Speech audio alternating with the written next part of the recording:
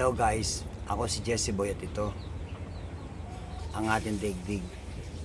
Guys, sa ngayon trending ang usapan, ang usaping PI, yung People Initiative, patungkol sa pagdidebate ng Kongreso at ng Senado. Ang pananaw ko rito guys ay hindi maganda. Panoorin nyo to guys. January 1973, pinatsapuera ni Ferdinand Marcos Sr. ang ating demokratikong 1935 Constitution at pinalitan niya ng 1973 Constitution para tuloy-tuloy ang kanyang pag-upo bilang diktador. Sa ilalim ng 1973 Constitution, hindi lang pera ng bayan ang ninakaw, pati ang ating kalayaan at mismong demokrasya ay nabiktima ng kanyang rehimen. 41 years later, eto na naman ang Chacha. Gusto nilang i-chapuera ang 1987 Constitution para isulong ang kanilang political agenda at pansariling interes. Ang konstitusyon ay ang puso ng ating batas at kaluluwa ng ating demokrasya. No one, whether they are for or against charter change, must be allowed to exploit the Constitution to serve their political interest or agenda. Imbis na pag-awayan ng Chacha, our leaders must address the real issues our people have to face every single day. Ang sobrang pagtaas ng presyo ng bilihin, hunger, poverty, criminality, corruption, lack of income and employment, and access to fair and equal justice. Simple lang naman po ang hangarin ng mamamayang Pilipinas. Guys, yan ang trending ngayon na napapanood natin sa mga balita. Yung paglilitis ng mga senador patungkol dito sa issue ng People Initiative. Ako guys, ang pananaw ko dito, hindi ako sangayon sa People Initiative na to. Alam niyo ba kung bakit guys? Tingnan niyo mabuti to guys.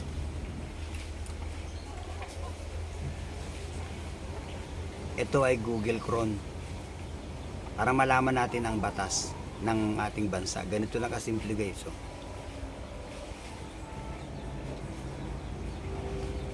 panimulang batas ng Pilipinas.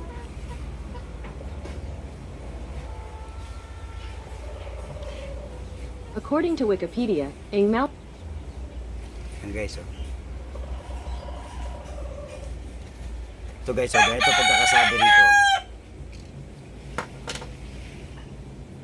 Kami po ang makapangyayaring sambayanang Pilipino na humihingi ng tulong sa makapangyarihan Diyos upang bumuo ng isang makatarungan at makataong lipunan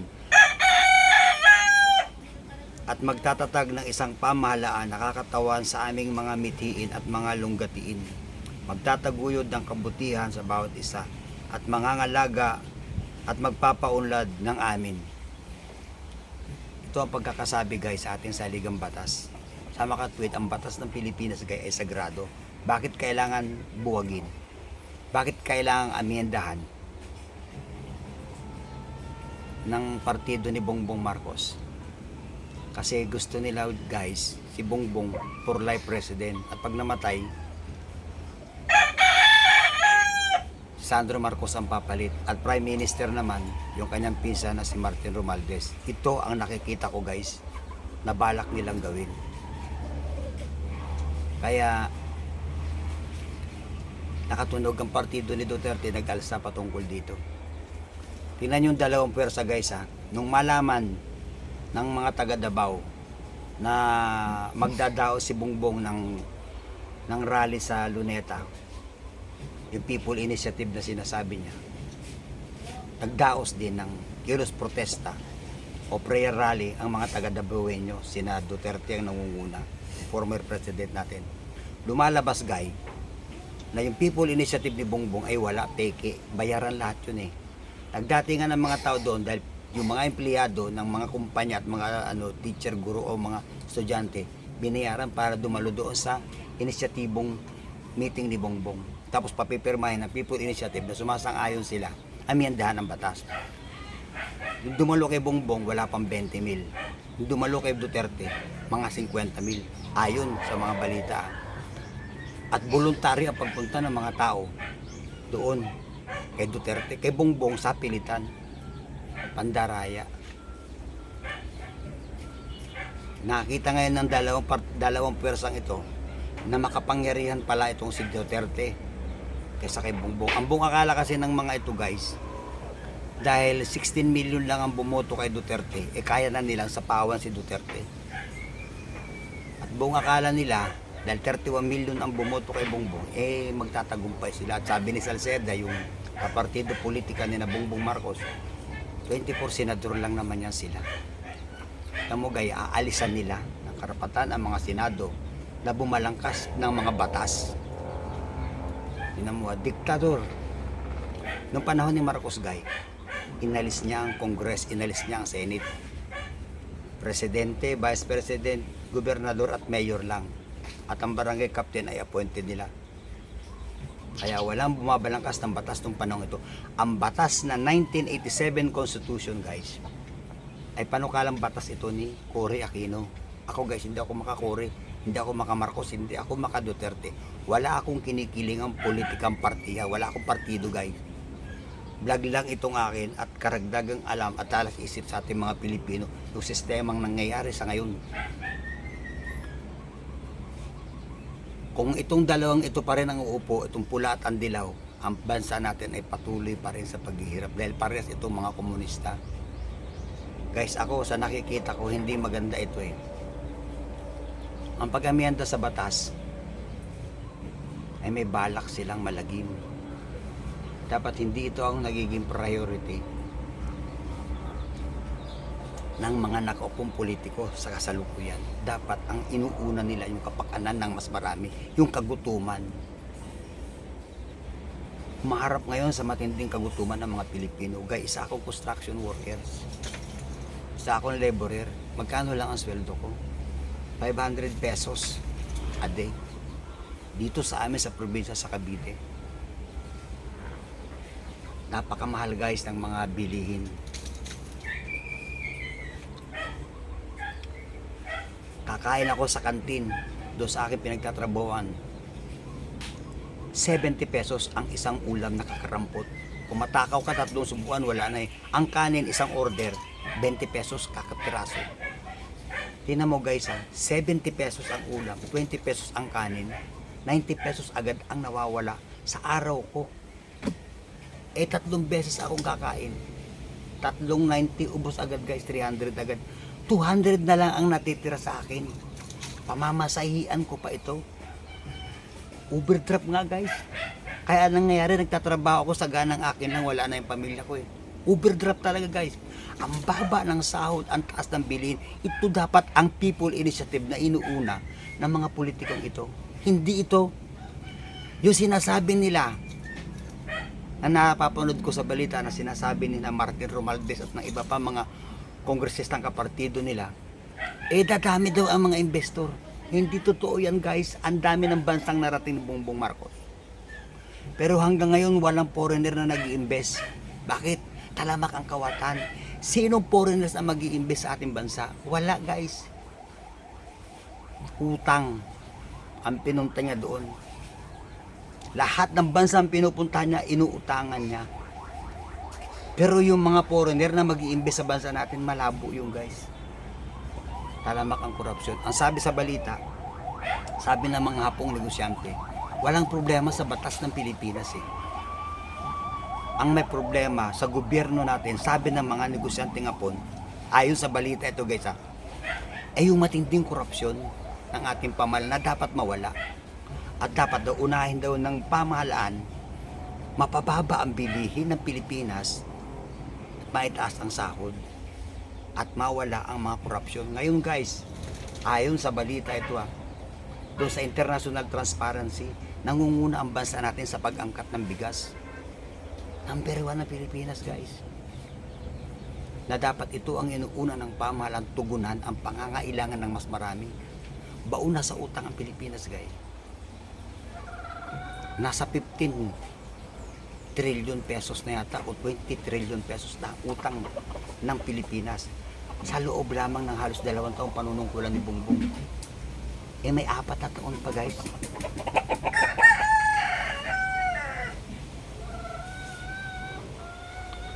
Mabigat ito guys. At parang ayaw na nilang umalis sa posisyon. Mahirap ito guys kasi ang magdurusa nito ang taong bayan. Tayo. Kung maganda ang pamumuno ni Bongbong, pwede. Pwede na siyang manatili for life. Eh wala namang iginanda eh. Kayo ang maghusga kung ano ang kalagayan ng mga tao ngayon. Ang lahat na bumuto na 31 million na Pilipino, base sa mga survey, nagsisisi na sila. Bakit nila binuto ito si Bongbong Marcos? Mag-uunahin pa niya ang People Initiative. Bong, wag yang unahin mo. Martin Romualdez, wag yan ang unahin nyo. Unahin nyo yung kagutuman. Wag nyo nang pakialaman yung mga jeepney driver dyan. Hindi naman salot ang jeep eh. Ang jeep ay kasabay ng alamat ng Pilipinas. Isa itong alamat, bakit nyo alisin? Bakit? Araw-araw ba nagbabanggahan ng mga jeep doon? Gumagawa sila ng mga salot sa mga lansangan para unahin nyo pa yung mga made in China na pinipilit nyo. Anong sabi ngayon ng mga driver? Sinusuli na nila yung modernisasyong inutang sa bangko dahil di nila kaya magbayad. Mga ano nyo eh, mga iniisip nyo, puro pang sarili ninyo eh. Dahil made in China yun ang sinusulong nyo. Ipinipilit nyo sa pobre. Kayong wala namang ginagawang masama ang mga jeepney driver. Sa halip malaking tulong ito sa pagpapaunlad ng ekonomiya dahil sila yung naghahatid sa mga taong Pilipino para maghanap buhay doon sa lugar na pupuntahan nila at hindi sila sa gabal. Wala sa kaayusan ng mga pinagagawa ng mga ito. Alam niyo ba guys? Meron ako napanood na balita.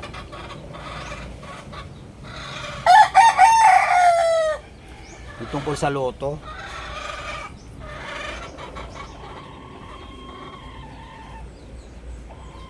Hanapin ko lang guys ha.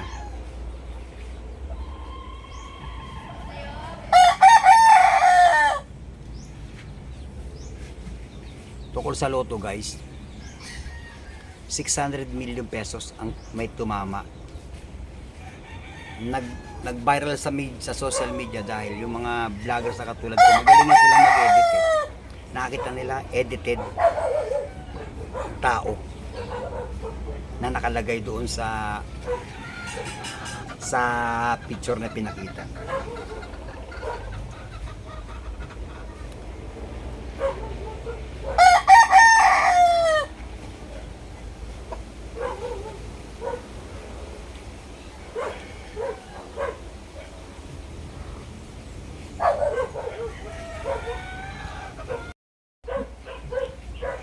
Guys, pakikita ko sa inyo yung video. Yung nag-vlog nito ay ito siya guys oh. Si Maharlika daw ito eh. Panoorin niyo mabuti. Ito yung nangyari doon sa loto. Loto ba? Yung 600 million peso na may tumama. Tatlong 600 million peso to eh. 649 655, 658, tatlong mahigit kagkakalahating milyon na may tumama na ang hinala ng mamamayang Pilipino ay nagkaroon ng matinding korupsyon at ang nanalo ay si Mrs. Lisa Araneta, yung asawa ni Bongbong Marcos. Panoorin yung video guys to.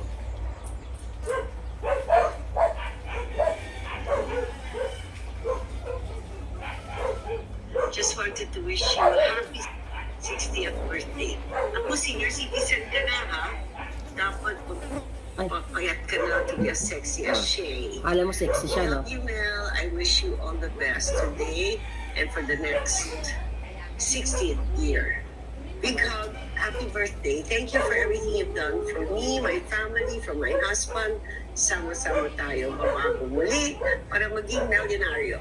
Ayan. Sama-sama tayo para maging Tingnan mo guys, yung video niya kay Robles, sama-sama tayo, babangon muli para maging milyonaryo. Ano ang ibig sabihin nito guys? Simple lang ibig sabihin nito, pansit canton. Talamak ang korupsyon ngayon guys sa pamahalaan. Na dapat ito ang sinusolusyonan dahil kagutuman ng mamamayan ang tinatamasa ng taong bayan. Yung people initiative na yan, walang may dudulot na mabuti yan. Pag nagpumilit ang administrasyon ni Bongbong magkakaroon ng people's power, sigurado ko yung guys, mag-aalsa ang taong bayan. Bakit? Ang saligang batas ayon sa panimula ay tinadhana ng Diyos. Kaya nila ito gustong palitan guys. Kasi ang may panukala nitong batas na ito ay si Cory Aquino. 1987 Constitution ito. Pagkatapos ng President Marcos na mapatalsik sa posisyon bilang isang presidente, umupo si Cory at nabuksan ang Congress at Senado. Kaya nagkaroon ng 1987 Constitution na gusto nilang palitan dahil magkalapang mortal itong Aquino at ang Marcos. Pero pareho masama itong dalawang to. Puro man to kawatan. Ako guys, hindi ako Cory. Hindi ako Marcos. Wala akong pakialam sa kanila guys. Ang pinakikialaman ko yung sistemang nangyayari, matinding korupsyon at ang kagutuman ng bayan dahil ito isasahalin sa aking lahi. May 4 na akong apos na ngayon guys.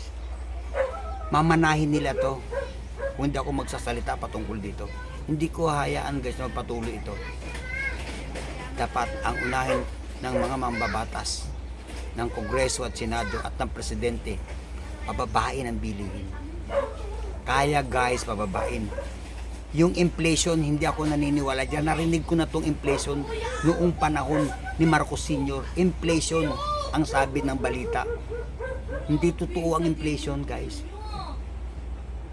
Intention, pwede. Guys, buksan natin ang ating isip. Huwag tayong magpadala. Dito pinagbabawal ang mga trolls. Alam nyo ba guys, ang vlog ko dati, ni-report nila kay Facebook at kay YouTube.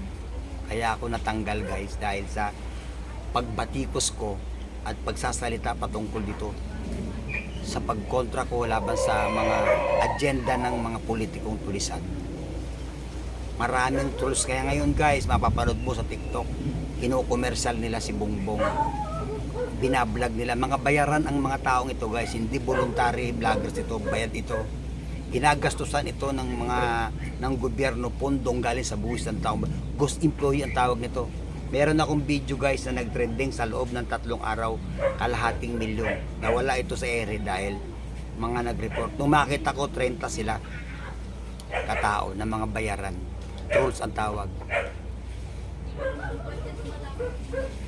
Hanggat kayo nakaupo sa pamahalaan, mananatiling gutom ang taong bayan. Unahin ninyo ang kabutihan ng mamamayan. Ako'y walang partidong kinakaaniban. Galit ako sa tulisan dahil kawawa ang taong bayan. Sana ang video kong ito ay maging daan para sa pagbabago ng ating bansa. Hangad ko lang ay kabutihan at kaginhawaan ng mamamayan. Magandang araw sa inyo guys. Ako si Jesse Boy at ito ang kawatan kong daigdig.